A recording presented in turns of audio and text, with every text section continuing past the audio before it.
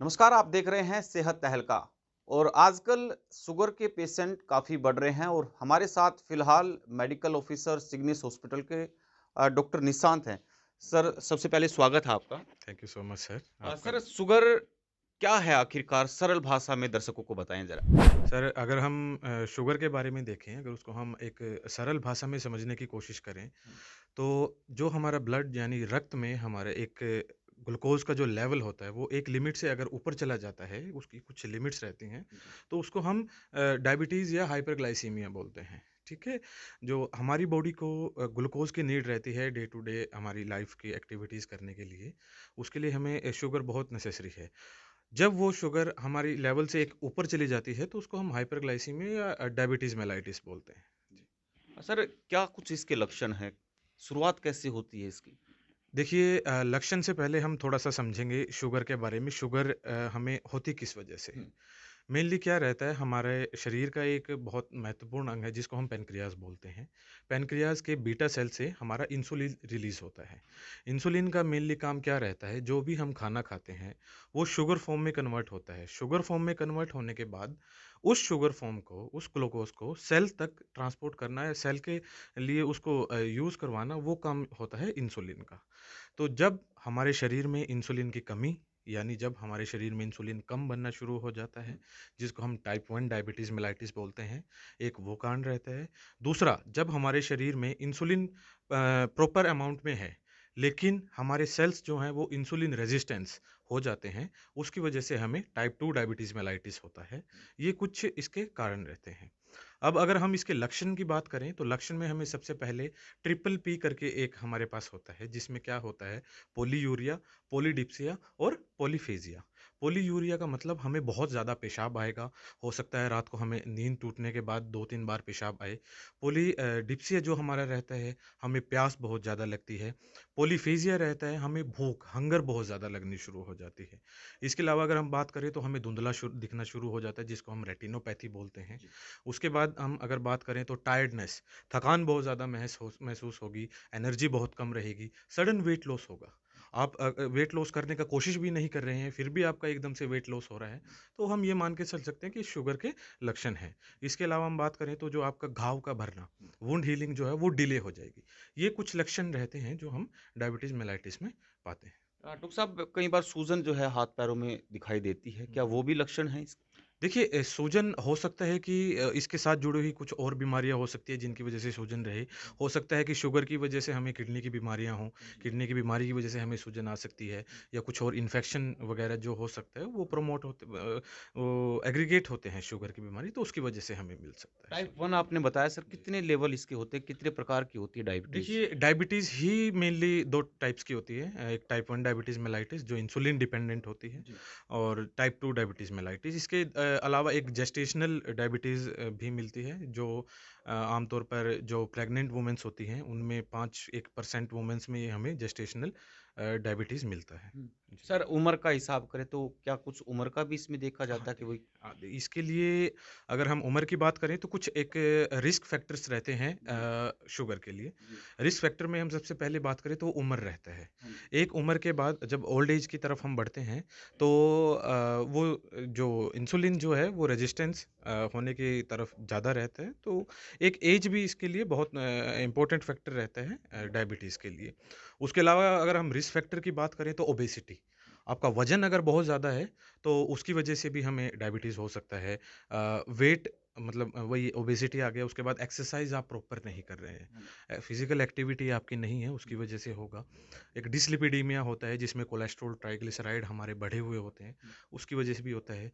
कोई other comorbidity है जैसे हाइपरटेंशन है, हुँ, या कोई कार्डियक आपको इश्यू है, कोई बीपी या कोई हार्ट से रिलेटेड कोई आपको इश्यू है, उसमें भी आपको शुगर जो है वो हो सकता है। आपकी डाइट अच्छी नहीं है, हुँ, आप जंक फूड ज़्यादा खा रहे हो, प्रोसेस्ड फूड ज़्यादा खा रहे हो, आपको जो है चीनी या शुगर का इंटेक, जो रिफाइंड शुगर है, हुँ, उसका इंटेक ज़्यादा है, हुँ, अल्कोहल का इंटेक ज़्यादा है, स्मोकिंग जो है वो आप रेगुलर बेसिस पे कर रहे हैं, हुँ। आपका स्ट्रेस ज़्यादा है, नींद जो है आपकी वो प्रॉपर नहीं हो पा रही है, तो ये कुछ रिस्क फैक्टर रहते हैं जिसकी वजह से आप डायबिटीज़ मेलाइटिस की ओर अग्रसर रहते हैं। डाइट होनी क्या चाहिए सर, जो दर्शक देख पा रहे हैं वो उनको पता चले? देखिए, अगर हम डायबिटीज़ मेलाइटिस की बात करें तो सबसे पहले हमारा डाइट पे तो एक कंट्रोल रहना चाहिए कि एक हमें फिक्स कैलोरी डाइट लेनी चाहिए। जी। ज़्यादा शुगर जो जिनको डायबिटीज़ है उनको एक लिमिट से ज़्यादा खाना नहीं खाना चाहिए। हुँ, खाने में उनको फाइबर डाइट ज़्यादा खानी चाहिए, हरी सब्जियाँ ज़्यादा खानी चाहिए और इसके अलावा जो है जो प्रिवेंट करना है उसमें हमारा रहता है कि रिफाइंड शुगर ना लें, हुँ। जंक फूड या प्रोसेस्ड फूड जो तली हुई ज़्यादा चीज़ें हैं, उनका इस्तेमाल ना करें, ज़्यादा घी का इस्तेमाल ना करें। तो ये कुछ डाइट का फिनोमिना रहता है एक डायबिटीज़ आजकल में। दुकानों पे भी जो है कुछ चीज़ें बेची जाती है जिसमें कहा जाता है कि शुगर फ्री है। क्या वाक़ई होती है या फिर सिर्फ़ ये ग्राहकों को लुभाने के लिए एक चीज़ दे दी जाती है कि भई वो इससे वंचित ना रहे? सर देखिए जो शुगर फ्री का जो है वो कई बार क्या रहती है वो भी चीज़ें सिंथेटिक हैं। हाँ जी। सिंथेटिक वो केमिकल के द्वारा बनाई जाती हैं, हुँ, शरीर के लिए अच्छी तो वो भी नहीं है, हुँ, लेकिन ये है कि हाँ, मार्केट में उसको बोला जाता है कि हाँ, शुगर फ्री है, लोग यूज़ भी करते हैं। हुँ। लेकिन हमें कोशिश करनी चाहिए कि हम उसे प्रिवेंट करें क्योंकि वो भी सिंथेटिक है। जी। सिंथेटिक शुगर भी है, वो भी बॉडी में हार्मफुल ही रहती है। तो किस उम्र के लोगों के लिए ज़्यादा घातक होती है? देखिए, उम्र तो जैसे मैंने आपको बताया टाइप 1 डायबिटीज़ मेलाइटिस तो यंग एज में भी घातक हो सकती है हाँ जी। क्योंकि इसमें तो ये तो मेनली ऑटोइम्यून रहता है, इसमें हमारे बीटा सेल्स जो हैं पैनक्रियाज़ के वो हुँ, डैमेज हो जाते हैं, हुँ, उसकी वजह से इंसुलिन नहीं बनता है। हुँ, और जो टाइप 2 डायबिटीज़ मेलाइटिस है वो डेफ़िनेटली थोड़ा अबाउट 35 टू 40 की एज के बाद ये जो है वो आना शुरू होता है। अगर आपकी फैमिली हिस्ट्री है, आपके फादर को, आपके ग्रैंडफ़ादर को हुँ, या आपकी मदर को, आपके ग्रैंडमदर को, इनमें से अगर किसी को डायबिटीज़ है तो उसके चांसेस ज़्यादा रहते हैं कि वो डायबिटीज़ जो है ये इनहेरिटेड डिज़ीज़ है। हुँ। ये आपको जल्दी आ जाएगी, तो उसके लिए आपको प्रिकॉशन जो है वो रखने चाहिए। क्या जानलेवा भी है ये डायबिटीज़? डेफ़िनेटली हुँ, डायबिटीज़ के बहुत सारे कॉम्प्लिकेशंस होते हैं। अगर हुँ, हम कॉम्प्लिकेशंस की बात करें, तो सबसे पहले तो हम रेटिनोपैथी मैंने आपको पहले बताया।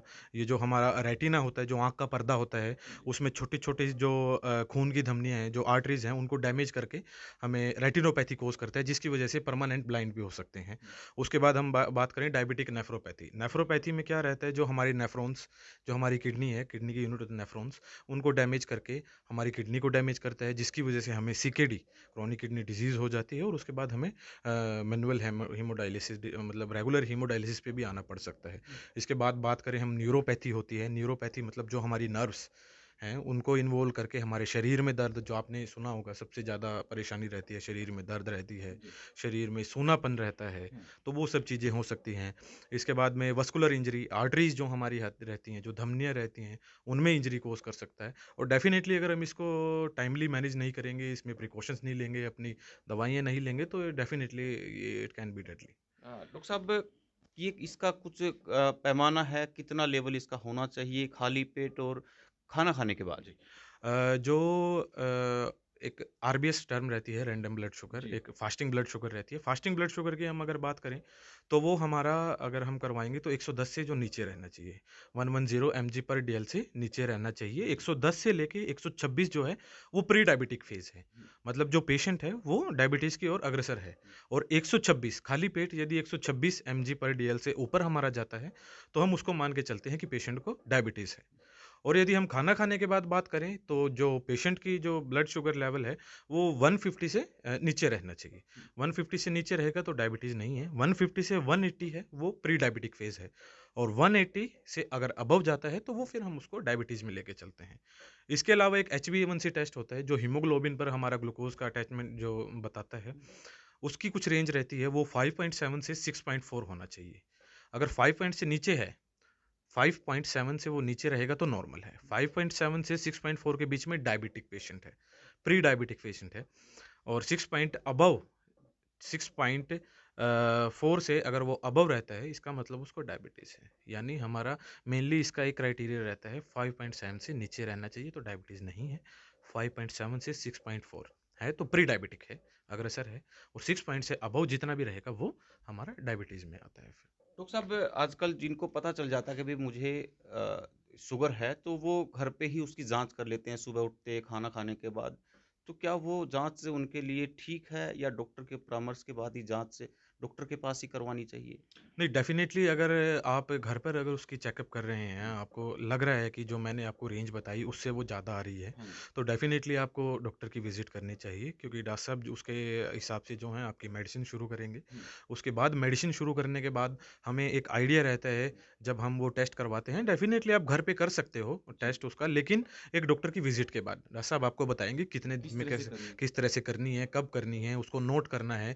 वो फिर डॉक्टर साहब के लिए वो ईज़ी रहेगा आपकी जो दवाइयाँ हैं, आपकी डोज़ हैं, आपको कितने सॉल्ट एंटी डायबिटिक जो मेडिसिन है उसके देने हैं, किस डोज़ में देना है, कितने सॉल्ट देने हैं, वो उनके लिए ईज़ी रहता है। तो आप घर पे कर सकते हैं लेकिन अगर आपको शक है कि आपकी शुगर जो है वो बढ़ के आ रहा है या वो रीडिंग्स बढ़ के आ रही है, तो एक बार आपको डॉक्टर साहब के पास विज़िट ज़रूर करना चाहिए। इसका उपचार क्या है डॉक्टर साहब?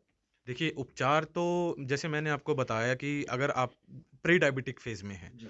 तो उसमें हम कोशिश करते हैं कि पेशेंट को जो उसकी day to day sedentary lifestyle है, उसको चेंज करके, उसको थोड़ा फ़िज़िकल एक्टिविटी में इन्वॉल्व करें, उसकी डाइटरी हैबिट चेंज करें, उसकी रूटीन जो है या उसको या तो स्ट्रेस है या वो नींद प्रॉपर नहीं ले पा रहा है, उन सब चीज़ों को हम चेंज करके प्री डायबिटिक फ़ेज़ को हम रिवर्स कर सकते हैं। और जब पेशेंट डायबिटिक स्टेज में चला जाता है तो उसके लिए ओरल एंटी डायबिटिक मेडिसिन रहती हैं, शुगर की दवाइयाँ रहती हैं। वो डिपेंड करता है कि पेशेंट को किस हिसाब से है, कितनी उसकी रेंज आई है शुगर की और HbA1c पे डिपेंड रहता है कि 7 से 8.5 है तो हम 1 सॉल्ट लेके चलते हैं, उससे अबव है तो 2 एंटी डायबिटिक सॉल्ट हैं जो है वो हम लेके चलते हैं।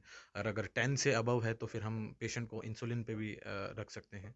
तो ये कुछ जो है वो क्राइटेरिया रहता है डायबिटीज़ की मेडिसिन का। उसके साथ-साथ में आपको बहुत सारी प्रिकॉशंस भी रखने पड़ते हैं क्योंकि एक जो डायबिटिक पेशेंट है उसको बहुत डिसिप्लिन रहना पड़ता है, अपनी दवाइयों के लिए भी, अपनी day to day life routine के लिए भी, अपनी डाइट के लिए भी, फिज़िकल एक्टिविटी के लिए भी, बहुत सारी चीज़ों के लिए उसको सतर्क रहना पड़ता है। डॉक्टर साहब आखिरी सवाल लेंगे कि अब जिस तरह से लोग एक नेचुरल दूध भी बताते हैं कि भी दूध घर पे अगर किसी के भैंस है, वो दूध भी अगर जो फीका ही पीते हैं तो उसके अंदर भी कुछ शुगर हाँ, होती है कुछ? देखिए अगर हम बात करें तो शुगर तो हर एक चीज़ में मिलती है। हाँ जी। अलग-अलग चीज़ का अलग-अलग ग्लाइसेमिक इंडेक्स रहता है, जैसे आटे का है, जैसे गेहूँ का है, राइस का है, आलू का है, उसमें स्टार्च भी मिलता है और दूध है, सबका ग्लाइसेमिक इंडेक्स होता है, लेकिन सबके ग्लाइसेमिक इंडेक्स कम-ज़्यादा ऐसे डिफरेंशिएट रहते हैं।